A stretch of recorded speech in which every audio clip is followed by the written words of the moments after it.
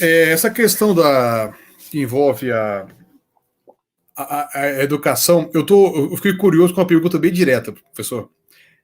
Como é que estão as aulas remotas na Unicamp? As aulas da Unicamp, bom, 97% das disciplinas continuaram normalmente. Os professores se adaptaram. Oi, Magali, obrigado. Os professores se adaptaram conforme o perfil de cada um deles, né, mas é importante dizer que a universidade não parou. E eu acho que, a despeito dos estranhamentos, né, foi fundamental, inclusive, para os estudantes se sentirem acolhidos dentro de uma perspectiva de continuidade de estudos. Eu, por exemplo, eu já disse aos meus estudantes no semestre passado e no próximo, que eu vou dar esse curso que eu estou dando agora, porque eu tornei o curso mais leve nas minhas discussões. Por exemplo, mas existem debates dentro do meu campo, do nosso campo, História da América, debates historiográficos densos que demandam a atenção e o tempo de discussão que ele é presencial, né? Porque tem detalhes, às vezes, que numa fala a gente vai simplificar, correr e tal. Então, assim, estou apresentando uma questão e convidando os alunos para o mesmo curso, não o mesmo, mas o aprofundamento deste curso como um compromisso meu, inclusive, para que os alunos se sentissem seguros e querendo continuar fazendo o curso que eu estava oferecendo, que, por acaso, nesse semestre passado, foi a América Colonial, né, América 1. Então, acho que isso a universidade está funcionando nesse sentido. Houve aí um esforço de atender todos os estudantes que tinham necessidade de apoio, de suporte tecnológico mesmo, tablets, computadores. Então, por exemplo, lá na Conveste nós temos vários tablets que não são usados, só vão ser usados em janeiro. Então, quem ficar fechado um ano ou emprestar para os estudantes?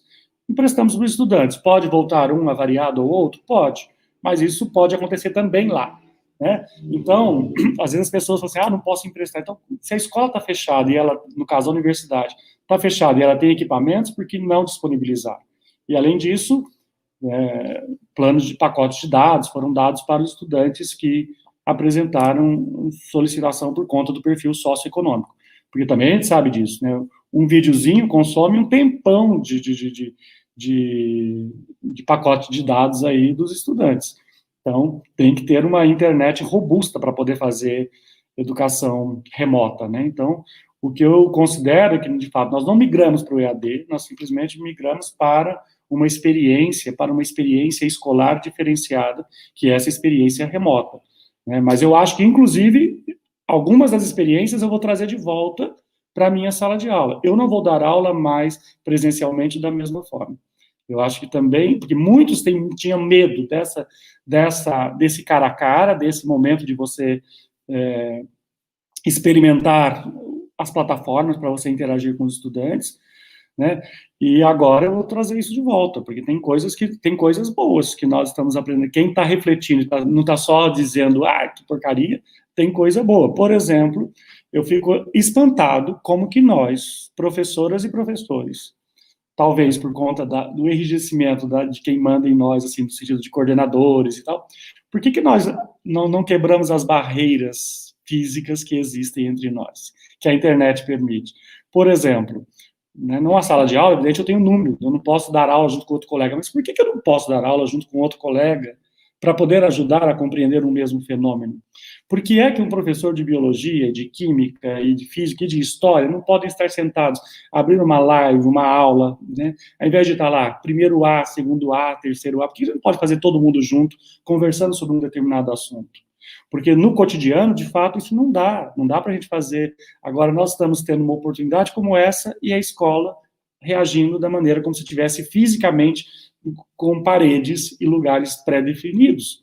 Nós deveríamos, né, ter essa experiência.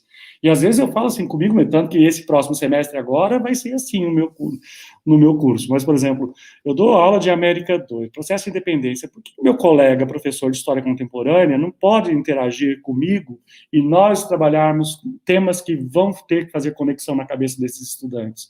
Por que é que eu tenho que ficar dando a aula sozinho?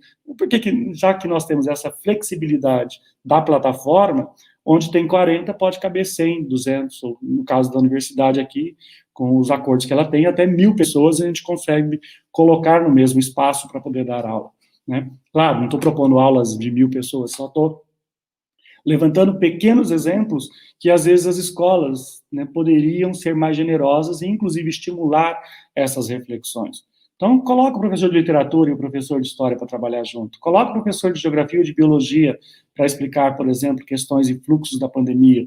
Tudo isso, coloca o professor de matemática para ajudar a entender por que essas previsões... Então, tudo isso poderia funcionar de uma outra maneira, né? Então, acho que a gente está... Mas está sendo um aprendizado. Eu acho que isso, sem dúvida alguma, traz aí para a gente uma oportunidade de sair diferente. Aí, voltando à resposta da Márcia, sair diferente. A pandemia vai nos ensinar como dar aula de maneira híbrida, que eu acho que o desenho do híbrido vai ficar a partir de agora.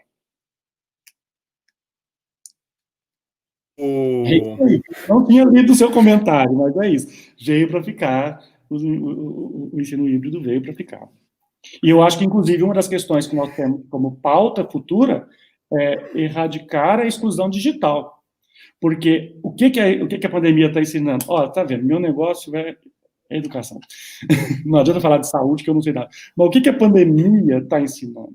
A pandemia está ensinando o que já é conhecido de todos nós, mas de que o conhecimento não se aprende, não se produz exclusivamente na escola. Então, o estudante vai à aula e nada substitui o professor e a professora, nada substitui a aula presencial. Porém, há tantos outros espaços de aprendizagem e que, se você não tiver acesso digital, você está perdendo. Então, se trabalhando com os tais, dos capitais simbólicos, capitais culturais que as pessoas carregam na sua formação e na sua vida, um estudante que tem a oportunidade de acessar a internet e ver notícias, ler outras coisas, que seja ver série, que seja ver videoclipe, que seja ver o que quiser, mas ele vai ter oportunidades, experiências diferenciadas do que aquele que espera pela única informação que vai sair da boca do professor e dos grupos de WhatsApp que ele já tem. Então, observem, tem uma questão aí muito importante de que, acho que como direito elementar, inclusive já que você citou, a Argentina definiu, né, que pacote de dados, televisão e tudo mais é bem público, né, é bem essencial. Eu acho que conhecimento é um bem essencial de toda a sociedade.